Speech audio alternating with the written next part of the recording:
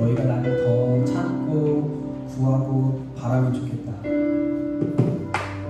비단 예배뿐만이 아니라 예배를 넘어서 각자의 삶으로 돌아갔을 때에도 여전히 나는 너희를 원하고 너희를 보고 싶어하고 그와 같이 너희도 나를 더 원하고 바라고 소망하고 찾으면 좋겠다라는 마음의 재난이 있었습니다. 그래서 이 마음을 가지고 함께 예배하면 좋겠다. 하나님의 마음을 더 알고 우리도 하나님은 당연히 우리를 아시고 우리도 하나님을 더 알고자 하나님의 그 마음을 더 알고자 우리가 힘쓰고 또 하나님과 함께 구하는 예배가 되면 좋겠다라는 마음이 있었습니다. 그래서 먼저 우리 함께 기도함으로 주님께 나아가고 싶습니다. 함께 기도하실 때에 하나님 오늘도 우리를 이곳 가운데 인도해 주셔서 감사합니다. 하나님 우리가 그저 단순히 2시간가량의 시간을 때우기 위해서 이 자리에 있는 것이 아니라 하나님과 마주하고 하나님과 독대함으로 주를 더 알고 주를 깊이 예배하고 싶습니다. 하나님을 더 알고 싶고 하나님을 더 사랑하고 싶습니다. 주께서 나를 원하시듯이 나도 주님을 원하고 바라고 또 소망하고 싶습니다. 우리 하나님께 구하시면서 주님의 그 이름과 그 능력과 주님의 그 임재를 간절히 소망하고 바라시면서 우리 먼저 기도함으로 나아가시겠습니다. 기도하겠습니다. 주님 감사합니다. 오늘도 우리가 주를 예배하고자 합니다. 하나님 우리 이곳 가운데 충성하여 주셔서 감사합니다. 우리 매번을 이곳 가운데 인도해 주셔서 감사합니다. 하나님을 더 알기 원하고 주님을 더 가까이 하기 원하고 친밀하기 원합니다. 하나님께서 나를 원하시고 나를 사랑하시고 나와 함께하기 원하시는 것처럼 하나님 나도 주를 더 알기 원하고 주님을 더 바라고 구하기 원합니다.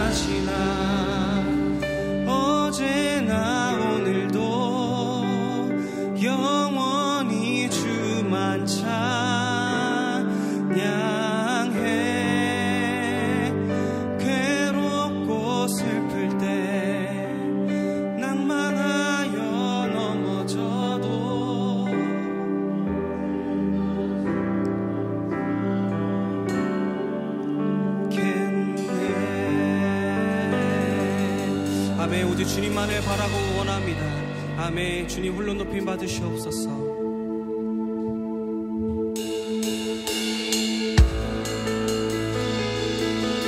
함께 이 시간 우리의 창조 되시고 우리의 왕이 되시는 우리 주님께 모든 영광과 돌리드리면서 찬양하십시다.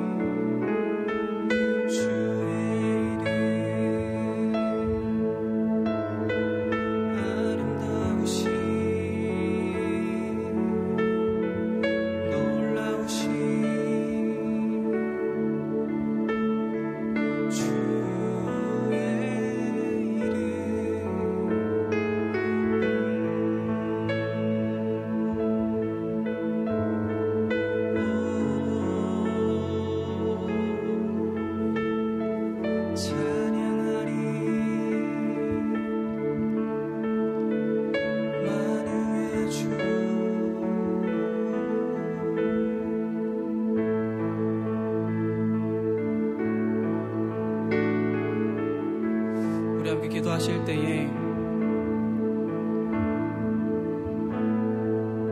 우리가 찾고 우리가 원하고 우리가 바라는 하나님은 가장 아름다우신 분이십니다.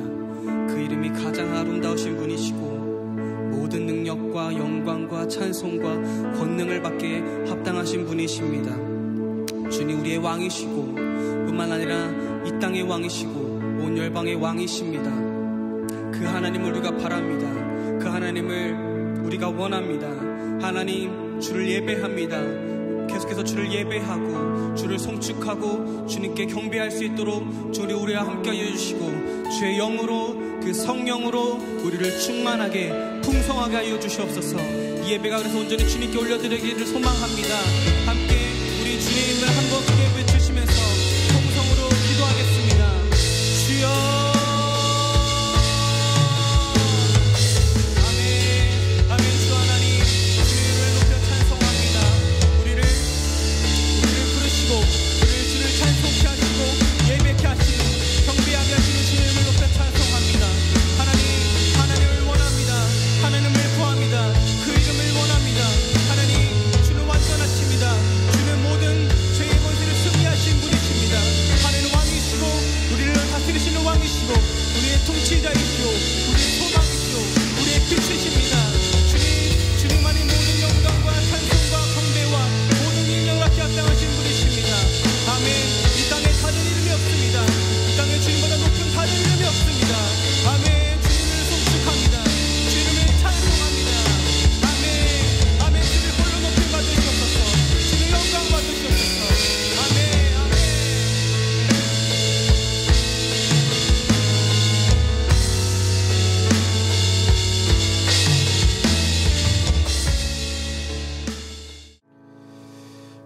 자, 우리 함께 보실 하나님의 말씀 여호수아서 1장 5절로 9절까지의 말씀 함께 보시죠. 여호수아서 1장 5절부터 9절까지의 하나님의 말씀을 우리 한 목소리로 천천히 읽어 내려가면 좋겠습니다. 여호수아서 1장 5절로 9절까지의 말씀입니다. 자, 우리 함께 읽어 보시죠. 준비 시작. 내 평생에 너를 능히 대적할 자가 없으리니 내가 모세와 함께 있었던 것 같이 너와 함께 있을 것임이니라. 내가 너를 떠나지 아니하며 버리지 아니하리니 강하고 담대하라. 너는 내가 그들의 조상에게 맹세하여 그들에게 주리라 한 땅을 이 백성에게 차지하게 하리라. 오직 강하고 극히 담대하여 나의 종 모세가 내게 명령한 그 율법을 다 지켜 행하고 우로나 좌로나 치우치지 말라. 그리하면 어디로 가든지 형통하리니 이 율법책을 내 입에서 떠나지 말게 하며 주야로 그것을 묵상하여 그 안에 기록된 대로 다 지켜 행하라. 그리하면 내 길이 평탄하게 될 것이며 내가 형통하리라. 내가 내게 명령한 것이 아니냐. 강하고 담대하라. 두려워하지 말며 놀라지 말라. 내가 어디로 가든지 내 하나님 여호와가 너와 함께 하느니라 하시니라. 아멘. 여러분 저 보세요. 제가 지금 빵긋 웃고 있죠. 이 빵긋 웃는 모습으로 앞뒤 좌우 보시면서 사랑합니다, 축복합니다, 존경합니다. 사랑합니다, 축복합니다, 존경합니다. 네. 자, 저희가 오늘까지 이제 제자 시리즈 마지막 설교를 들어갑니다.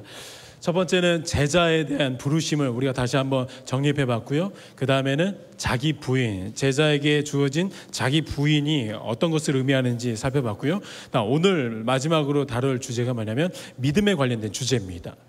오늘은 여호수아서 안에서 제자에게 요청하신 예수 그리스도의 거룩한 부르심이 무엇인가 우리가 좀 살펴보려고 하는데요.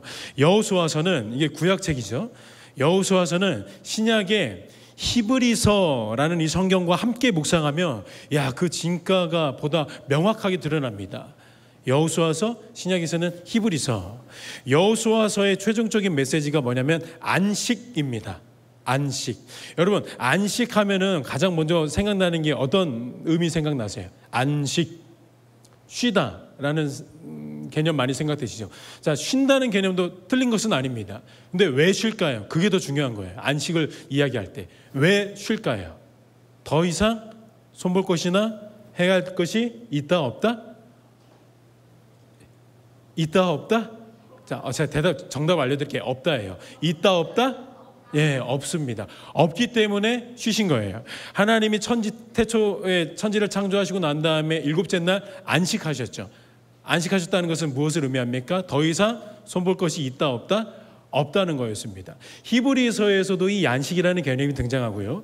그 다음에 여호수아에서도 등장하고 히브리서에서도 이 안식이라는 단어가 등장을 합니다. 근데 히브리서에서는 안식이라는 단어가 여호수아서에서 말하고 있는 그 안식이라는 개념이랑 조금 달라요. 오늘 우리가 주목할 것은 여호수아서 안에 담겨져 있는 그리스도인들, 여호수아서 안에 담겨져 있는 저와 여러분, 제자로 부르심을 받은 사람이 행해야 할 그 안식이 무엇이며, 그 안식 가운데 어떤 절대적인 필요 요소가 있는데 그 필요 요소를 우리 가운데 뭐라고 말씀하셨는지를 우리가 살펴보러 갑니다. 제가 먼저 결론적으로 말씀을 드릴게요. 여호수아서 구약이랑 신약이랑 전체적으로 말하고 있는 어디 땅으로 가라, 창세기에서도 정복하고 다스리라, 그 다음에 여호수아서도 뭔가 땅을 향하여서 전진하고 있잖아요.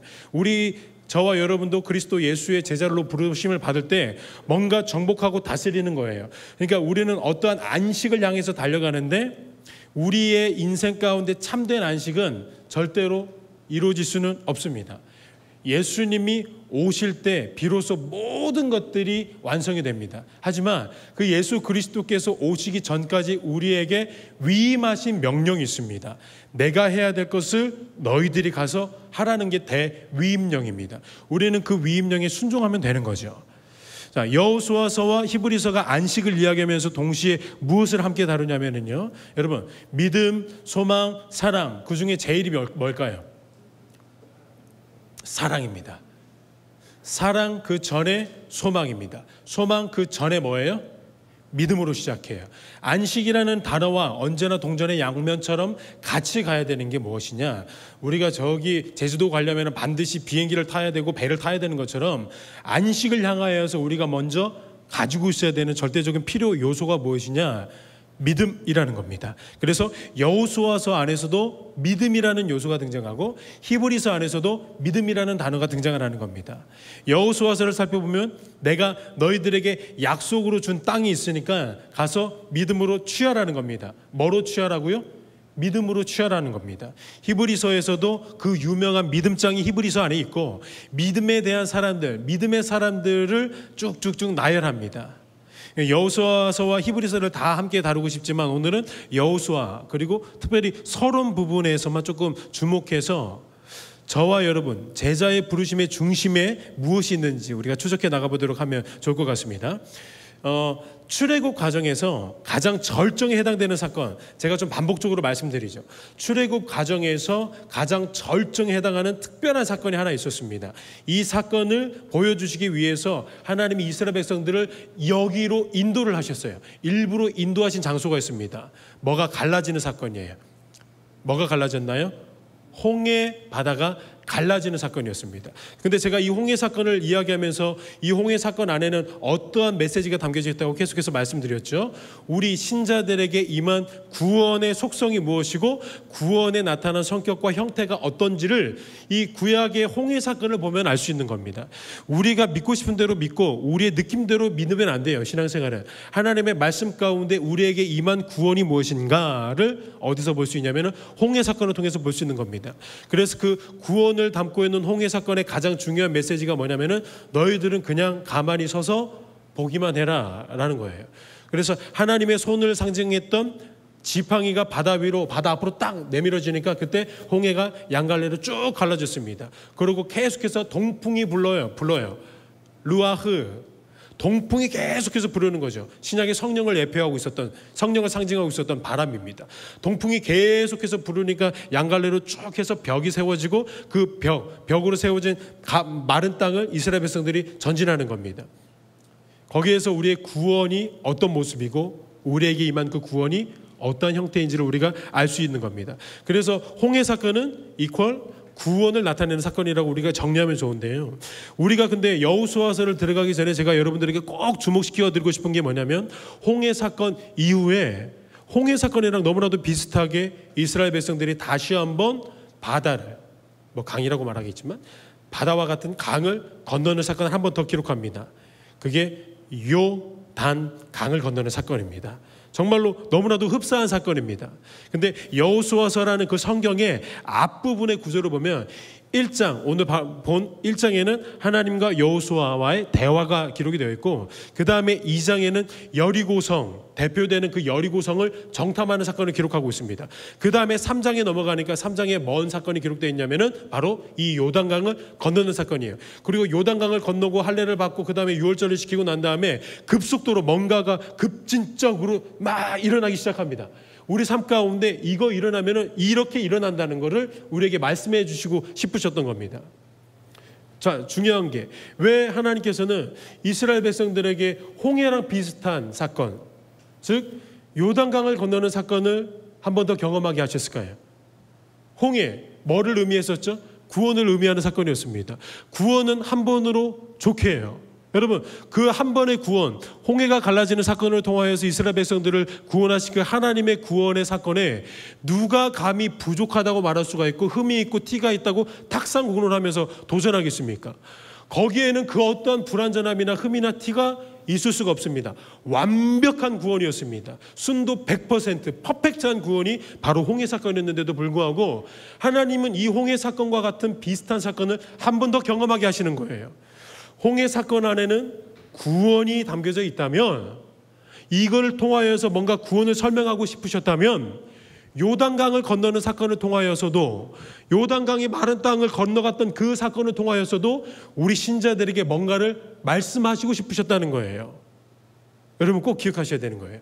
요단강을 건너는 그 사건을 통하여서 저와 여러분에게 하나님이 말씀하시고 싶으신 어떠한 진의가 있다는 겁니다.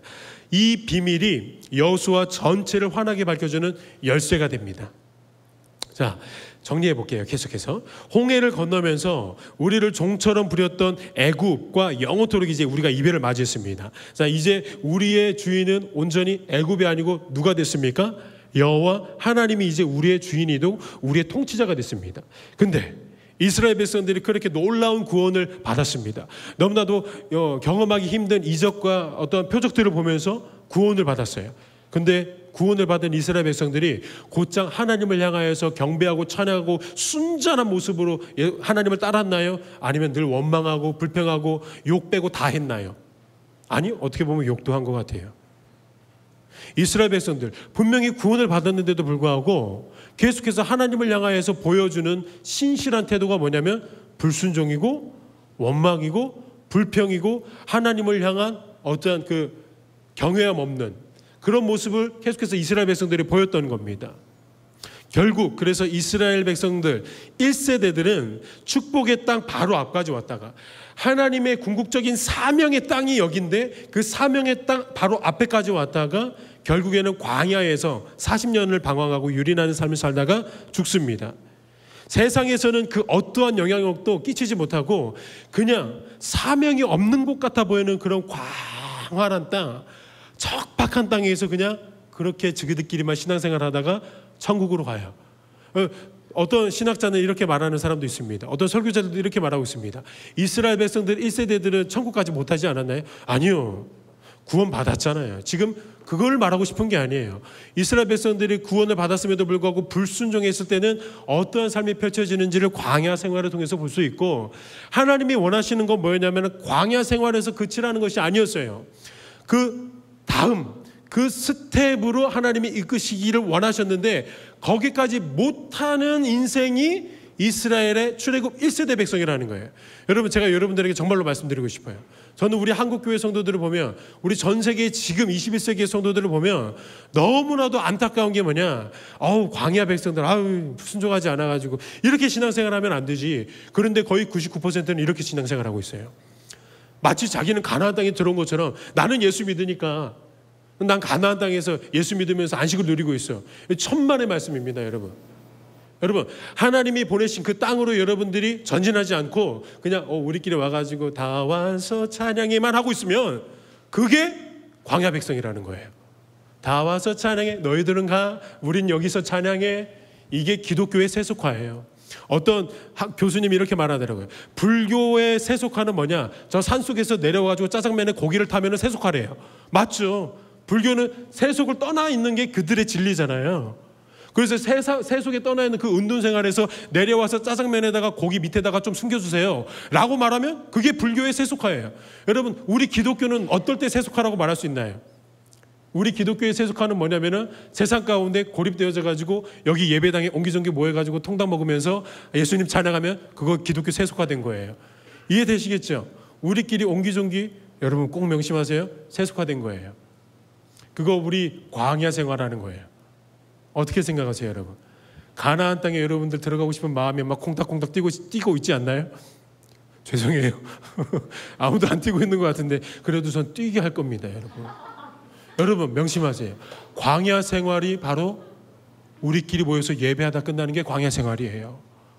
자, 그 다음에 가나안 땅으로 들어가는 게 하나님이 굉장히 심장 뛰어 계시는데 저 이스라엘 백성들, 야, 저 영생교회 청년대학부, 그것도 어마어마한 닉네임을 가지고 있는 예빛 청년부, 이제 저기 땅으로 가려고 아주 준비하고 있구나. 요단강 건너려고 하는구나. 야, 할례 받으려고 준비 다 했구나. 그러면 우리 마음보다 누구 마음이 더 기대하시고 뛰시냐면 우리 하나님 이제 콩닥콩닥 뛰시는 거예요. 드디어 저 예빛 청년대학부가, 대학부 빼기로 했어요. 예빛 청년부가 드디어 나의 마음을 알아주는구나. 사명 가운데 전진하려고 작정했구나. 이제 드디어 척박한 광야 생활 끝내려고 하는구나. 여러분, 우리가 이 기대를 가지고 기도 제목이 바뀌어야 되는 겁니다. 자, 여러분, 근데 이 요단강을 건널 때 어떠한 상자가 요단강에 딱 들어가니까 갑자기 요단강 물이 갈라집니다. 보세요. 홍해 바다는 구원을 나타내는 사건이니까 이 모세가 가지고 있었던 지팡이, 하나님의 손을 상징하는 지팡이가 홍해 바다 앞으로 딱 내밀어지니까 그 홍해 바다가 딱 갈라졌습니다. 자, 근데 요단강에서는 뭐가 이렇게 딱 들어가니까, 뭐를 맨 제사장들이 딱 들어가니까 이 요단강 물이 쫙 좌우로 갈라지게 되는 거예요. 그 상자의 이름이 뭐냐면은 언약궤입니다. 언약궤 상자를 맨 제사장들이 발을 딱 내디드니까 요단강 물이 좌우로 홍해가 갈라지는 것처럼 다 갈라지는 거예요. 근데 그러면 언약궤가 의미하는 것이 무엇인가? 왜 이 언약궤가 요단강에 들어갔을 때 급진적으로 이제 전투적인 삶을 살게 되고 예수 그리스도의 사명으로 살게 되는 그 그리스도의 군사들이 나타나는지를 우리가 알 필요가 있죠. 여러분, 이 언약궤 상자 안에는 특별하게 세 가지의 물건을 딱 담아놨습니다. 이 세 가지의 물건이 뭐냐면은, 우리 여러분들 그래도 어렸을 때부터 계속해서 한번 들어보셨을 것 같아요. 십계명 돌판이 들어가 있습니다. 그리고 만나를 담은 항아리가 들어가 있습니다. 그 다음에 아론의 쌍난 지팡이가 들어가 있습니다. 이 세 가지가 이 언약궤 안에 들어가 있는데, 여러분, 이 세 가지의 재료들은 절대로 상큼하거나 뭔가 우리를 기분 좋게 흥분시키는 재료들이 아닙니다. 이 세 가지는 그래도 성경 보시는 분들은 다 아실 거예요. 뭐를 대표하는 물건들이냐면, 이스라엘 백성들이 광야 40년의 생활 동안, 정확하게 38년의 불순종, 징벌의 시간 속에서 하나님께 보였던 불신앙을 대표하는 물건들이에요. 놀랍죠? 이 세 개의 사건은 하나님의 기적과 이적을 예표하는 거룩한 하나님의 작품인 것 같은데, 이 세 가지의 재료들은 절대로 그런 거룩한 재료들이 아니고 뭐를 대표하는 물건들이에요? 불신앙을 대표하는 물건들이에요. 여러분, 먼저 만나를 담은 항아리 볼까요? 만나가 내려질 때 이스라엘 백성들이 하나님을 향하여서 완전한 불신앙을 보였습니다. 여러분, 십계명 돌판 받을 때도 이스라엘 백성들 뭐 하고 있었나요? 저 땅 밑에, 산 밑에 가가지고 금송아지 만들어가지고 거기다가 여호와 이름 박아놓고 여호와 하나님이라고 찬송하고 다녔습니다. 그 다음에 마지막에 아론의 쌍난 지팡이는 뭐 전부 다 본문을 해설해 드릴 수는 없지만, 하나님의 어떠한 지도자의 권력에다가 하나님이 주신 그 권위에 도전하는 모습을 보였던 게 이스라엘 백성들입니다.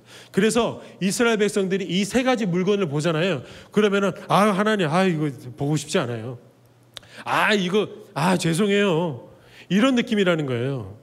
거룩하고 하나님 이때 우리를 인도하셨지, 할렐루야, 이런 모션이 아니고, 하나님 알았다고요. 제가 정말 이제 그만 기억하고 싶어요. 보여주지 마세요, 이 모습.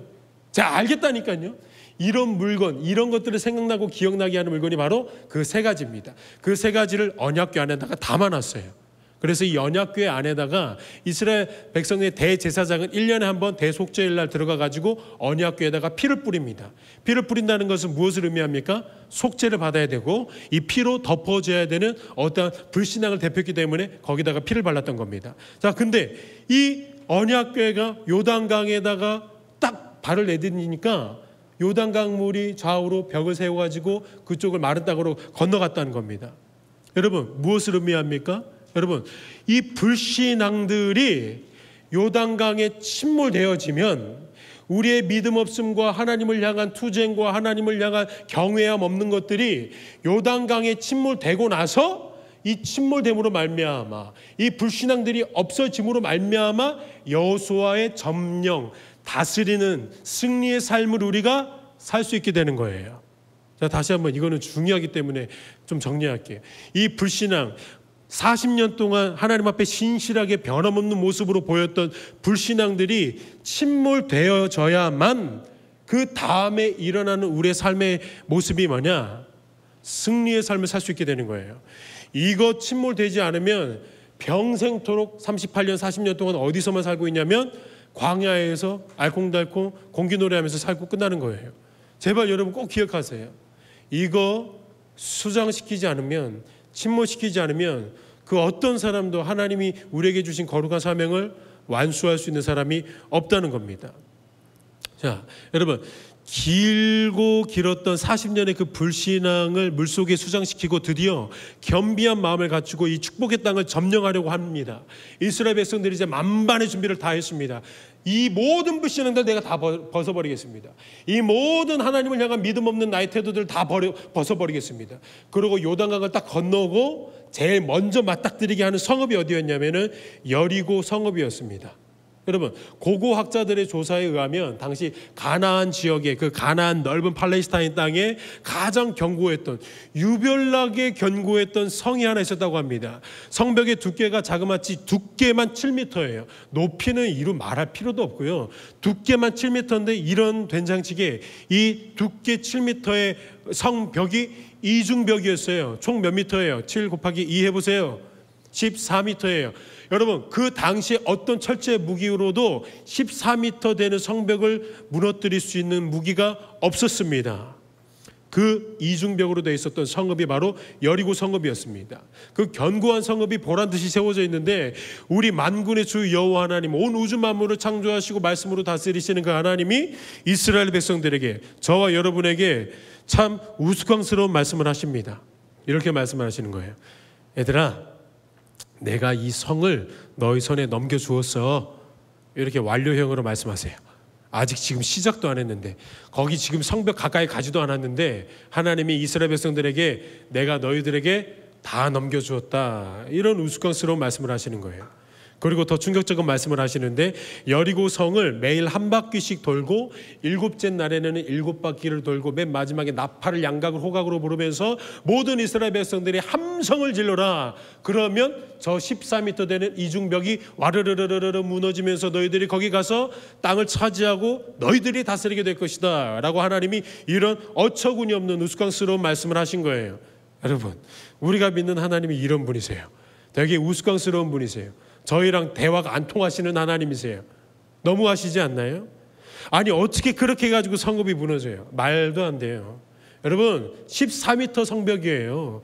이 성벽은 거기서 막 돌고 있는다고 해가지고 함성 지른다 그래가지고 아무리 데시벨이 높은 웅장한 호각 나팔을 부르더라도 절대로 무너질 수 없는 성벽이라니까요.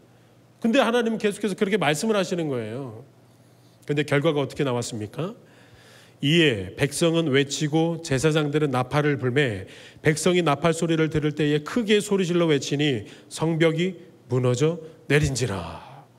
그 견고했던 성벽이 돌 위에 돌 하나도 남김없이 다 무너져 내렸습니다. 저는 이 본문을 묵상하면서 이 시대 그리스도인들을 향한 하나님의 간절한 외침이 전해져요. 제발 믿음으로 반응하라는 것입니다. 바보 같은 믿음으로 반응하라고 요청하시는 거예요. 여러분, 성경은 절대 진리입니다.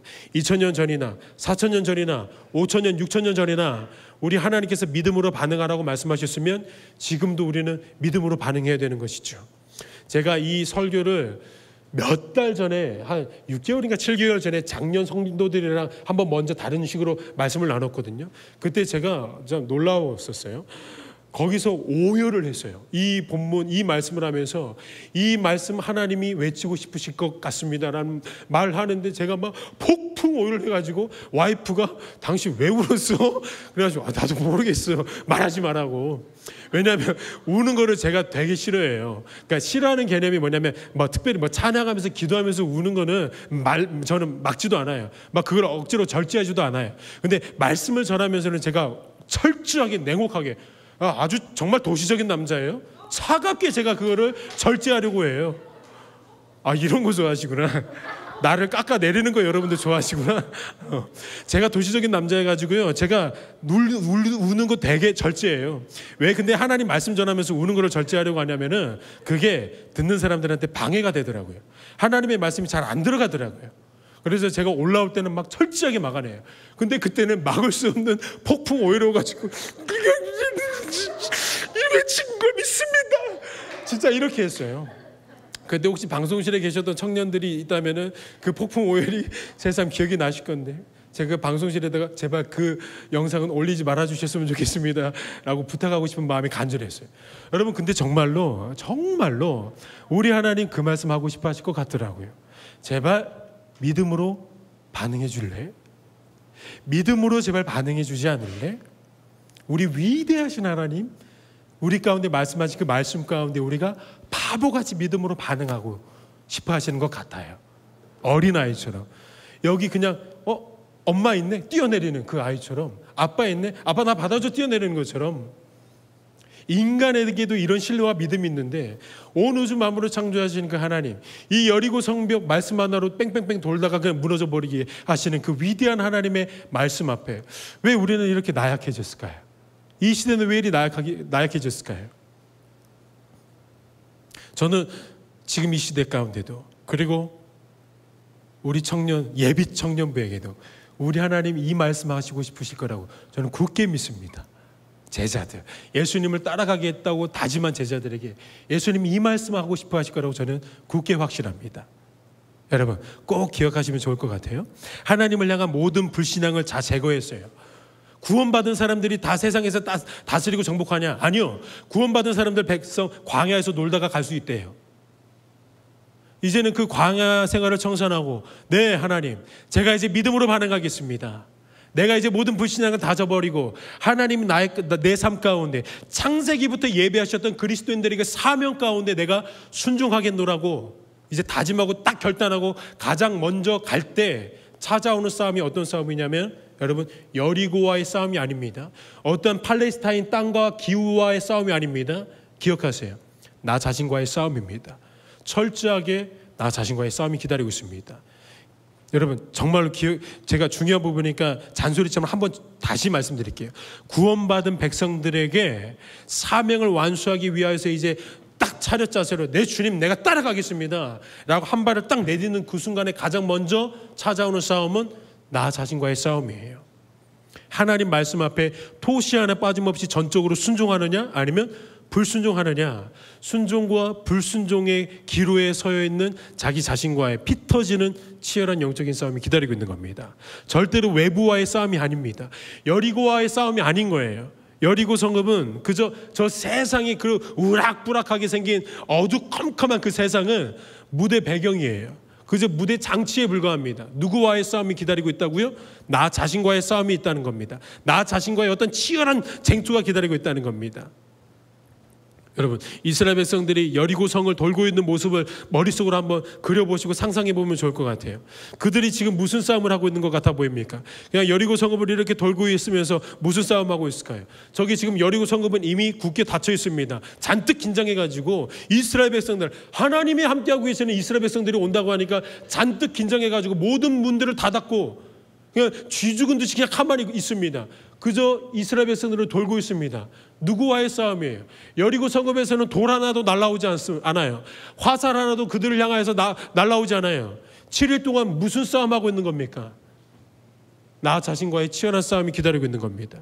그래서 하나님이 예배해 놓으신 그 약속과 축복 앞에서 가장 먼저 점령해야 되는 성읍은 여리고 성읍이 아니라 환경이라는 성읍이 아니라 바로 우리 자신이라는 거예요. 믿음 앞에 내가 과연 믿음이 있는가 없는가, 정말로 하나님을 신뢰하는가 신뢰하지 않는가, 내 자신과의 싸움이라는 겁니다. 내 자신을 정복해야 되는 겁니다. 그래서 우리 예전에 청년 대학부 닉네임 갈렙이 바로 이걸 한 거예요. 나 자신과의 싸움을 이겨낸 거예요. 승리한 거예요. 여러분, 제자의 삶이 무엇입니까? 믿음으로 예수님 따라가는 삶이죠. 우리 가운데 선포되어진 그 예수 그리스도의 말씀과 하나님의 거룩하신 율법들을 우리가 다 받아들이고, 예, 하나님의 말씀 가운데 내가 순종하겠습니다. 하나님의 말씀대로만 살겠습니다. 오직 예수 그리스도의 말씀, 그 말씀 가운데 내가 내 모든 삶의 현장 가운데, 내 관계 가운데, 교회 생활 가운데, 예배 생활 가운데 철저하게 순종하겠습니다. 이게 제자의 삶이에요. 근데 하나님의 말씀 앞에 철저하게 순종하려는 사람에게, 오직 말씀으로만 승부하려고 하는 그 사람에게 필연적으로 또 가장 먼저 찾아오게 되는 것이 있습니다. 기다렸다는 듯이 곧바로 찾아오는 것이 있습니다. 이거는 신실하다는 사람도 절대로 피해갈 수 없는 어떤 독특한 요소가 하나 있습니다. 빛의 속도로 찾아오는 거, 이거 무조건 만나야 돼요. 그게 뭐냐? 바로 두려움입니다. 두려움. 여러분, 오직 말씀 중심으로 학교 생활, 가정 생활, 교회 생활, 직장 생활 하려고 하니까 하나님의 말씀대로 신실하게 했다가는 내가 처해 있는 모든 관계 속에서, 환경 속에서, 직장 생활 가운데 어떻게 될까 봐 무서워요. 사람들이 다 나를 떠날까 봐 어려움 당할 것 같아가지고 굉장히 두렵습니다. 내가 과연 말씀대로 살면 하나님이 정말로 이 성경 가운데 예배해 놓으셨던 놀라운 축복과 승리의 삶을 과연 나도 그들과 같이 맛볼 수 있을까? 그래서 나도 간증하는 삶을 살 수 있을까? 이런 두려움이 빛의 속도로 찾아오게 되는 겁니다. 내게 주어진 이 세상이라는 견고한 성읍이 과연 무너질 수가 있을까? 나같이 정말로 미비한 한 사람이 믿음으로 승부한다고 해가지고 과연 이 골수분자였던 우리 그 유교 사상에 젖어 있었던 이 가정, 우리 아버지와 어머니와 나의 형제 자매와 친척들이 과연 예수 그리스도를 영접할 수 있을까? 나의 직장에 있는 모든 사람들이 예수 그리스도를 만나게 되고 그 안에서 악이 떠나가는 것들을 내가 눈으로 볼 수 있을까? 뭐가 찾아오냐? 두려움이 찾아옵니다. 내가 거기에서 말씀대로 살았다가는 상상도 하기 싫어. 끔찍한 어떤 상상들이 막 떠오르게 되는 거예요. 그래서 뭐가 곧장 빛의 속도로 찾아오냐면 두려움이 찾아온다는 겁니다. 근데 참 우리 하나님이 우리의 그 연약함을 미리 아시고, 우리의 그 나약함을 우리 하나님이 미리 아시고, 우리를 통하여서 사명을 완수해 나가기 위하여서 우리에게 특별하게 하신 말씀이 있습니다. 사명을 감당하게 하기 위해서 특별하게 하신 말씀. 성경의 구약 성경 가운데 한 내용을 한 본문 안에서 3번 연속 따발총급으로 말씀하신 구절이 제가 지금까지 성경을 묵상한 결과 딱 2군데 있습니다. 시편의 한 부분이 있고 또 한 부분 따발총으로 한 말씀을 3번 연속으로 하신 게 어디냐면은 바로 오늘 여호수아서 1장의 말씀입니다. 제가 읽어드릴게요. 강하고 담대하라. 너는 내가 그들의 조상에게 맹세하여 그들에게 주리라 한 땅을 이 백성에게 차지하게 하리라. 오직 강하고 극히 담대하여 나의 종 모세가 내게 명령한 그 율법을 다 지켜 행하고 우로나 좌로나 치우치지 말라. 내가 내게 명령한 것이 아니냐? 강하고 담대하라. 두려워하지 말며 놀라지 말라. 여러분, 3번 연속으로 우리 하나님이 여호수아에게, 그리고 예수 그리스도의 말씀대로 살아가려고 몸부림치고 작정한 사람에게 3번 연속으로 하나님이 말씀하신 문장, 선포하신 말씀의 내용이 뭡니까? 강하고 담대하라는 겁니다. 여러분, 악이 팽창하고 있는 세상을 향해 걸어가는 그리스도인에게 하나님이 당신의 권위와 자존심을 다 내려놓고 3번이나 거듭 말씀하신 내용입니다. 강하고 담대해야 된다. 강하고 담대해야 된다. 강하고 담대해야 된다. 여호수아는 얼마나 떨렸을까요? 이미 모세는 죽었습니다. 이 사람들 다 모세 따르던 사람들이었는데 갑자기 모세가 떠나가가지고 여호수아가 그 지도자급으로 딱 경영권을 잡았고 지도권을 잡았습니다. 이 사람들에게 리더십이 세워지지도 않았습니다. 근데 자기 눈앞에 보여있는 건 뭐냐면 거의 골리앗 같은 안악 자손들이 보여요. 견고한 여리고 성읍밖에 안 보여요. 근데 우리들을 보니까 철제 무기 하나도 없어요. 가지고 있는 거라고는 자기 자식들이랑 양이랑 염소밖에 없어요. 이 양이랑 염소들 가지고 저 소와 양 가지고 저 여리고 성읍들을 다 무찔러야 되는데 어떻게 해요? 그 두려움에 휩싸여 있는 여호수아에게 우리 하나님이 이렇게 말씀하시는 거예요. 여호수아야, 강하고 담대해야 된다. 강하고 담대하라. 강하고 담대하라. 똑같은 말씀을 3번 연속으로 말씀하세요. 하나님이 약간 좀 구차하신 것 같아요. 좀 권위 있게 묵직한 말씀으로 강하고 담대해야 된다. 이 한 말씀 딱 하고 순종하지 않으면 너 인마 혼내실 만한데 그 하나님이 강하고 담대하라고 3번 말씀하세요. 이 말씀 지금도 저와 여러분에게 똑같이 말씀하세요. 세상 가운데 사명을 완수하려고 이 모든 악 가운데 선으로 악을 이기려고 하는 저와 여러분에게, 세상의 모든 직업과 환경과 학교 생활 가운데 모든 가정 환경 가운데 두려움에 떨리려고 하는 저와 여러분에게 우리 하나님이 이렇게 말씀하십니다. 강하고 담대해야 된다. 내가 너를 절대로 혼자 두지 않을 거야. 내가 너의 인생 가운데 단 한순간도 너를 떠나지 않을 거야. 자기 자신과의 그 치열한 싸움에서 바로 이 하나님의 말씀이, 이 하나님의 음성이 하나님의 말씀 가운데 기꺼이 순종케 하는 겁니다. 네, 하나님, 제가 강하고 담대하게 전진하겠습니다. 이 말씀 없었으면, 강하고 담대하라는 이 말씀 없었으면 과연 여호수아가 그 땅으로 전진했을까? 저는 의문이에요. 여호수아는 절대로 그 땅을 점령하려고 발붙이지 못했을 겁니다. 왜냐하면 여리고 성읍이 너무 어마하고 거대해 보였기 때문이에요. 근데 하나님이 말씀하셨죠. 강하고 담대하라. 여러분, 제자 시리즈 첫 번째 설교 때 제자에 대해서 나누면서 살펴봤던 여러분 본문 기억하시나요? 마태복음 28장에 예수님이 제자들에게 이렇게 말씀하셨죠. 그러므로 너희는 가서 모든 민족을 제자로 삼아 아버지와 아들과 성령의 이름으로 세례를 베풀고 내가 너희에게 분부한 모든 것을 가르쳐 지키게 하라. 예수님이 말씀하셨던 게 이거였어요. 너희는 가라. 모든 민족에게 가라. 가라는 거 중요하죠. 가기 전에 제자가 되는 것도 물론 중요하지만 가라는 것도 너무 중요합니다. 가라라고 이렇게 예수님이 말씀하셨습니다. 근데 그냥 툭 가라라는 말씀만 던져 놓으시지 않으셨다는 거예요. 그 뒤에 이어진 예수님의 말씀이 제자들로 하여금 위대한 용기가 일어나도록 했던 겁니다. 그 다음에 어떤 말씀을 하셨냐? 볼지어다 내가 세상 끝날까지 너희와 항상 함께 하리라. 이 말씀이 없었으면 과연 제자들이 갈 수 있었을까요? 예수님이 이 말씀은 언제나 하셨습니다. 내가 너희와 항상 함께 하기라. 내가 너희와 매 순간마다 삶의 영역 속에서, 너의 직업 속에서, 너의 어떠한 그 삶의 반경 속에서 함께 하겠다. 너희는 가라. 내 말씀 가지고 모든 민족을 제자 삼아라. 이 말씀 지키게 할 수 있을 정도로 너희가 그들을 가르치고 훈련하라.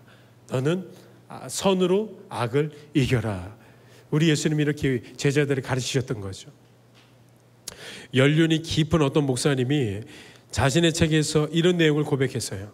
오래전 나는 어떤 청년에게 진로 상담을 하면서 조언을 구체적으로 해준 적이 있는데 그 청년이 내 조언에 따라 조금도 틀림없이 그대로 하는 것을 보면서 내가 이 청년을 어떻게든 책임져 줘야 되겠구나 하는 생각이 내 머릿속을 가득 채웠다. 목사님이 이렇게 어떤 책에다가 고백을 해 놓으셨더라고요. 내가 이 청년이 내가 해준 말 그대로 행하는 거 보니까 내가 이 청년의 삶 내가 책임져 줘야 되겠구나 이런 마음이 들었다고 고백했습니다. 사랑하는 여러분, 모든 두려움과 불신을 철저히 수장시키고 오직 말씀 앞에 기꺼이 몸을 던져 순종했는데 발 내디뎠는데 혹여나 잘 가다가 중간에 무너지지는 않을까 미리 두려워하는 사람들도 분명히 있을 겁니다. 여러분, 근데 이런 사건이 있어요. 깊은 새벽에 물 위를 걸어오시는 예수님을 보고 수제자였던 그 베드로, 매사에 범사에 나서기 좋아했던 그 베드로가 예수님을 보면서 이렇게 묻습니다. 예수님, 만약에 예수님 당신이 맞다면 나에게 명령하셔서 이 물 위를 걸으라고 말씀해 주십시오. 그러면 제가 물 위를 걸어가겠습니다. 그 베드로의 말 앞에 예수님이 베드로에게 이렇게 말합니다. 베드로야, 나 맞아. 나 예수야. 물 위를 걸어오라. 나에게로 오라. 이 말씀 앞에 이 베드로가 믿음으로 반응하지요. 그래서 세계 최초로 물 위를 걷는 제자가 됩니다. 근데 그렇게 잘 걸어가 가지고 예수님 만나면 참 좋겠지만 그때까지 믿음을 잊지 않고 예수님 앞에 가가지고 예수님을 끌어안으면 예수님 제가 한 번도 흔들리지 않았습니다. 물 위를 다 걸었습니다. 예수님 감사합니다. 이렇게 마지막으로 해피엔딩으로 끝나면 참 좋겠지만 그 성경을 보니까 풍랑이 찾아왔답니다. 그 거센 바람으로 폭풍우가 밀려오니까 베드로가 무엇을 잃었는지 본문은 이렇게 말하죠. 믿음이 흔들렸다. 믿음이 흔들려가지고 찾아온 결과가 뭐였냐면은 바다 밑으로 침몰했습니다. 그래서 세계 최초로 물 위를 걸었는데 그 물 위를 걷다가 물을 먹은 제자가 베드로입니다. 물 엄청 먹었을 겁니다. 물을 먹다가 믿음이 잃어가지고 믿음이 흔들려가지고 물을 먹던 그 베드로에게 우리 예수님이 어떻게 행하셨는지를 우리가 기억하면 좋겠어요. 저와 여러분에게 똑같이 우리 예수님이 행하실 겁니다. 물을 이빠에 먹고 있는 베드로에게 예수님이 어떻게 행하셨냐? 마태복음 14장 31절 예수께서 즉시 손을 내밀어 붙잡으시니. 아름답지 않습니까? 즉시 손을 내밀어 붙잡으시니. 저기 멀리 계셨던 예수님인데 베드로가 물에 빠져가지고 믿음이 없어가지고 물 먹고 있었던 그때에 예수님은 천천히도 아니고 즉시 손을 내밀어 붙잡으셨다고 말합니다. 여러분, 이 시간에 우리 찬양으로 하나님 앞에 나가기를 원합니다. 하나님, 예수님, 내 안에 계시는 성령님, 내가 주님 말씀 앞에 믿음으로 나가기를 원합니다. 주님의 말씀 앞에 믿음으로 내가 반응하는 존재가 되기를 바랍니다. 하나님, 나에게 능력을 주십시오. 성령의 능력을 채워주셔서 오직 나를 통하여서 예수 그리스도의 말씀이 살아있는 그런 놀라운 간증들이 우리의 삶 가운데 일어나기를 원합니다. 이 간절한 기도의 간구의 제목을 가지면서 함께 찬양으로 나아가겠습니다.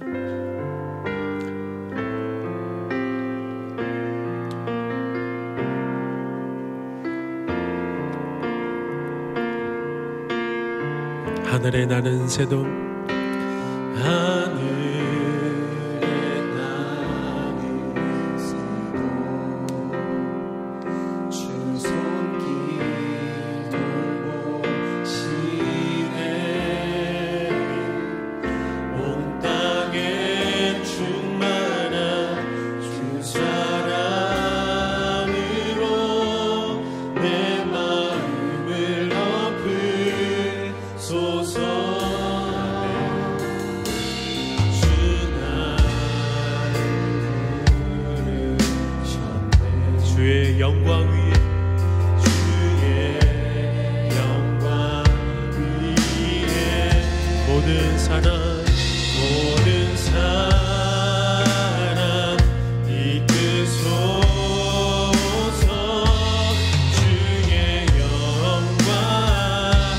선포하며 나갑니다. 주 말씀 향하여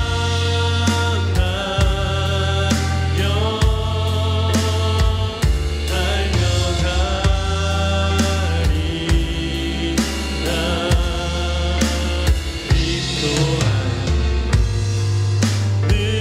인도하니 오직 성령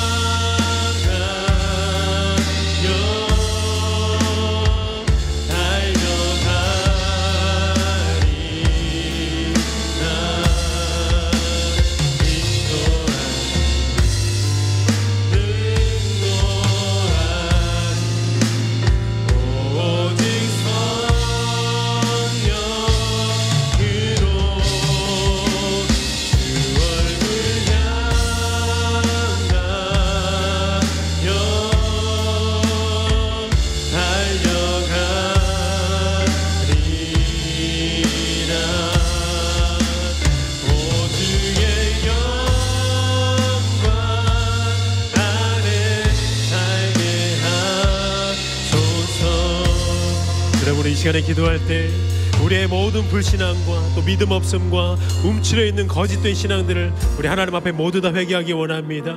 우리를 향한 하나님의 부르심은 절대로 광야가 아닙니다. 악한 세상 속으로 예수 그리스도의 이름과 말씀을 들고 깃발을 꽂는 것이 저와 여러분의 진정한 부르심임을 믿으시기 바랍니다. 이 부르심에 하나님 우리가 다시 한번 우리의 심장이 뛰기를 원합니다. 우리 청년들이 하나님이 우리를 어디로 부르셨는지 그 부르심을 발견하기를 원합니다.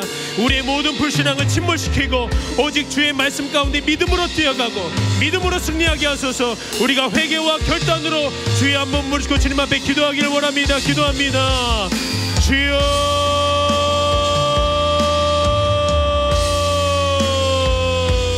우리 아버지 하나님, 우리 청년들이 아버지 하나님 앞에 어떤 부르심을 받은 존재들인지 알게 하여 주시옵소서. 그저 광야 가운데 하나님 그저 우리가 원하는 안식을 누리면서 살아가는 것이 아니고 오직 우리를 통하여서 하나님이 세상 가운데 예수의 변혁이 일어나게 하시고 아버지 하나님의 말씀으로 말미암아 아버지 하나님 악이 무너지고 오직 우리 가운데 부르신 그 부르심에 합당하게 살아갈 수 있는 부르심에 순종하는 우리 모든 청년을 되어줄 수 있도록 오 주님 역사하여 주시옵소서. 우리 주님이 우리 가운데에 말씀하여 주시고 그 말씀 가운데 다시 한번 주님의 믿음으로 반응하여 줄 때에 우리를 통하여서 세상 가운데 빛으로서 아버지 하나님의 소금으로서 썩어지며 하나님 빛날 수 있음을 주님 앞에 고백합니다. 우리 청년들이 지성을 깨워주시옵소서. 아버지 하나님 우리의 마음 가운데 다시 한번 주님의 말씀으로 거룩하게 하여 주시옵소서. 주님 말씀으로 향하여 나가기를 원하오니 우리를 다시 한번 주님의 구원의 빛으로 나가게 하여 주시옵소서. 지금도 아버지 하나님 그 악의 세상으로 기도를 흘리며 아버지 하나님 그 악의 종아들이 잡혀있는 주님의 영혼들이 있습니다. 아버지 우리가 나가야 되는 곳들이 너무나도 많이 있습니다. 우리 가운데 모든 불신앙과 믿음 없음을 침몰시키고 수장시키시고 다시 한번 가슴 뛰는 믿음으로 하나님 반응할 수 있도록 오 주님 역사하여 주시옵소서. 하나님의 놀라우신 능력으로 우리 청년대학부를 다시 한번 예수로 발견하게 도와주시옵소서. 하나님의 귀한 은혜가 우리 청년대학부 가운데 끊임없이 일어나길 원하오니 하나님의 은혜가 있게 하여 주시옵소서.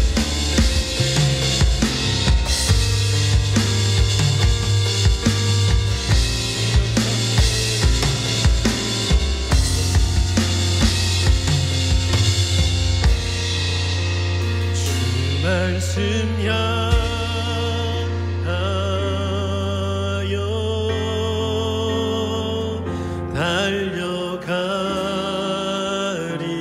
달려가리라. 힘도 아니 능도 아니 오직 성령으로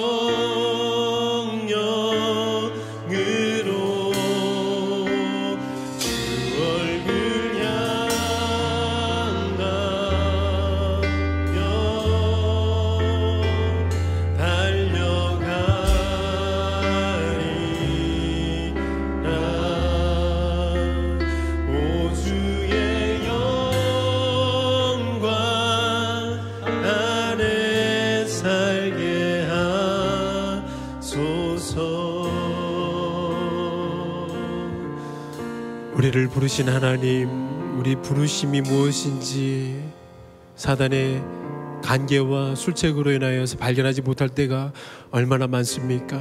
하나님 우리의 눈을 뜨게 하시고 우리가 하나님 앞에 어떠한 사명이 있는 존재들인지 그 부르심 앞에 다시 한번 우리의 가슴이 뛰게 하여 주심으로 말미암아 우리의 영생교회 예비 청년부를 통하여서 이 땅 가운데 악이 물러나가게 하시고 오직 예수 그리스도의 선하신 빛만 비춰질 수 있도록 우리를 성령으로 충만케 하여 주시옵소서. 오늘 특별히 주일 예배 가운데 주님 앞에 정성껏 예물 들고 나온 손길들이 있습니다. 하나님 은혜 가운데 살게 하심에 감사합니다.